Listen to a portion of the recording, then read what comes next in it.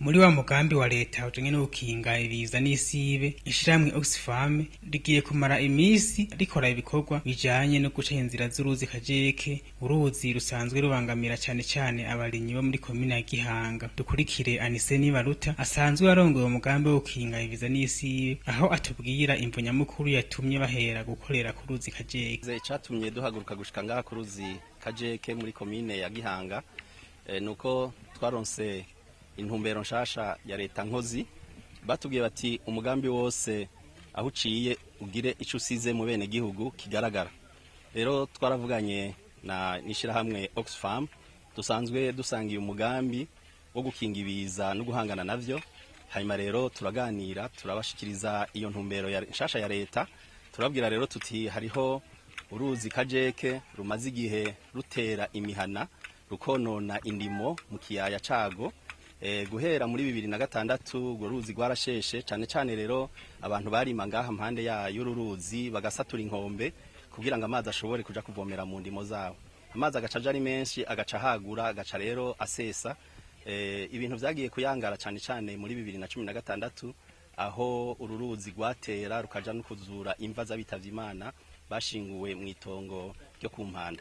Ndetse no mu mwaka uheze rwarasheshe, rurasubira ruronona. N'uyu mwaka mu kwezi kwa gatanu, kwa kane, kwa gatanu amazi yarasheshe arasubira naho nyene kuzura imva muri site ya Diamond. Rero niho twavugana na OXFAM, turashikira na nyakubahwa mustanteri wa komine Gihanga, tusanga ni vyiza ko uyu mugambi wokorwa kugira ngo amazi asubizwe mu nda y'ururuzi.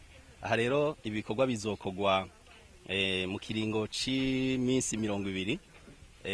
Hariho imashini zitegezwa kuza kufasha iyi mubona yiri kirakora be n'irya yindi ihari ngaha. Hanyuma rero aya mazi tukifuza yuko yoshika iyasanzwe aja mu kintu c'igitega kiri mu rukoko bita Kimira Basore. Hanyuma iyo cuzuye gacarira amazi agaca agenda mu ruzi Rusizi, ku buryo amazi rero azosubira kugenda adasubiye kononera bene gihugu, kugira ngo abantu batekane barime bimbure. Nitwaheza guca iyi nzira bazoca baterako ivyatsi kugira ngo izi nkombe zigume. Hanyuma ku metero 15 hirya no hino y'ururuzi naho nyene bahatere ibiti. Turavugana na nyakubahwa musanteri wa komine Gihanga, turavugana kandi na agronome w'ikomine kugira ngo baze babitunganye neza, abantu gutyo ntibazosubire kuza kurima guseregeta hejuru y'inkombe kuko zica zibomoka.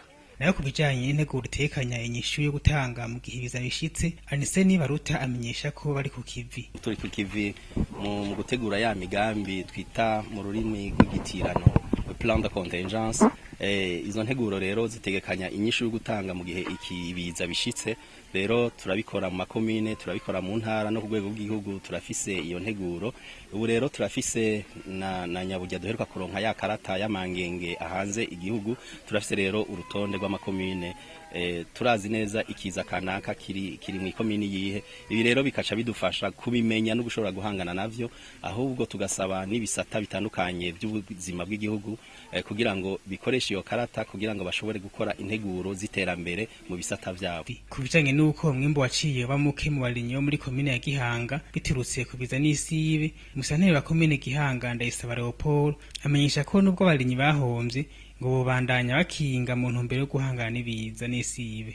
Umwimbo urabamuke kuko mu kwezi kwa gatanu hariho amahegitare yababa 300, mbere arenga 300, kuko aho sinashizemo n'imirima y'ipampa ya Kojereko bishika hafi amahegitare 200 nayo yene yagize ikibazo naco basoromye bene gihugu, n'iyindi n'andi mahegitare arenga 300 y'ibiterwa, ayo hose abene gihugu naco basoromye.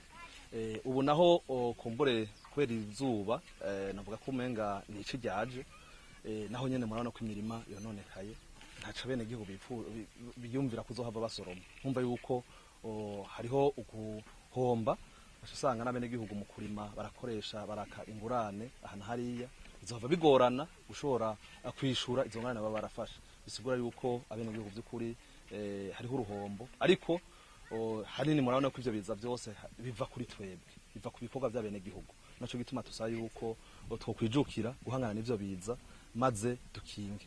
kurangiza tubamenyesha ko imvura isanzwe igwa mu duce tumwe tumwe tw'ikomine ya Gihanga ku buryo hari imitumba usanga ifise imirima itotahaye n'iyindi irimo imirima yumye kubera ikena ry'imvura.